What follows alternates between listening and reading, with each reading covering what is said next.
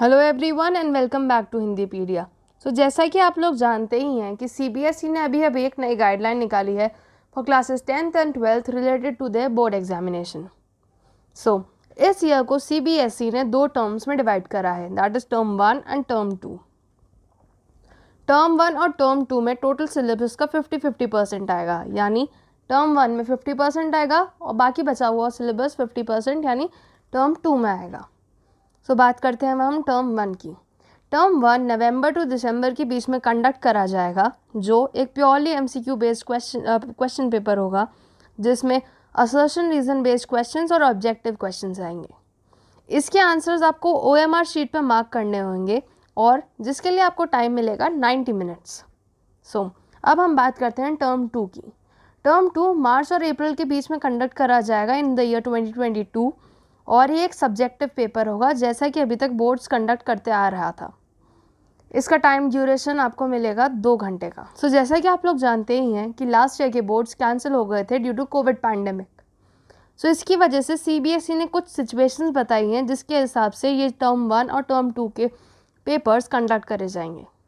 Situation 1, अगर pandemic की situation सही रहती है और अगर गवर्नमेंट अलाउ करती है कि टर्म 1 और टर्म 2 को ऑफलाइन कंडक्ट किया जाए, तो दोनों टर्म 1 और टर्म 2 आपके स्कूल या फिर आपको कोई एग्जामिनेशन सेंटर अलॉट करा जाएगा, उसमें कंडक्ट होंगे।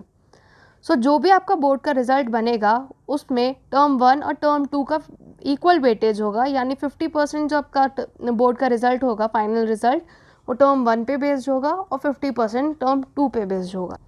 सिचुएशन 2, अगर कोविड की सिचुएशन नवंबर दिसंबर में सही नहीं रहती है, यानी केसेस बढ़ रहे हैं, तो जो टर्म 1 है वो ऑनलाइन मोड में कंडक्ट होगा और जो टर्म 2 है वो एज़ यूजुअल ऑफलाइन मोड में कंडक्ट होगा।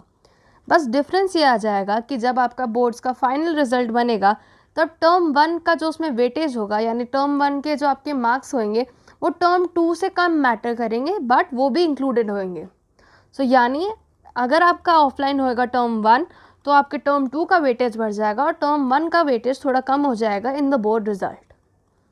सिचुएशन 3, अगर टर्म 1 ऑफलाइन मोड में होते हैं, लेकिन अगर मार्च और अप्रैल में कोविड की सिचुएशन सही नहीं रहती है तो टर्म 2 ऑनलाइन मोड में कंडक्ट करा जाएगा और टर्म 2 को भी एक एमसीक्यू बेस्ड क्वेश्चन पेपर बना दिया जाएगा। और डिफरेंस रिजल्ट में ये आएगा कि आपका जब, जैसे कि सिचुएशन 2 में मैंने बताया था, उसका ठीक ऑपोजिट इसमें हो जाएगा कि टर्म 1 का वेटेज बोर्ड रिजल्ट में ज़्यादा बढ़ जाएगा और टर्म 2 का वेटेज कम हो जाएगा। सिचुएशन 4, अगर बोथ टर्म 1 और टर्म 2 कोविड की वजह से ऑनलाइन मोड में कंडक्ट करना पड़ा, तो जो आपका रिजल्ट होगा वो बेस्ड होगा आपके प्रोजेक्ट्स पे, इंटरनल मार्क्स पे और टर्म 1 और टर्म 2 के मार्क्स पे। और जो टर्म 2 होगा वो भी एक एमसीक्यू बेस्ड क्वेश्चन पेपर में बदल जाएगा।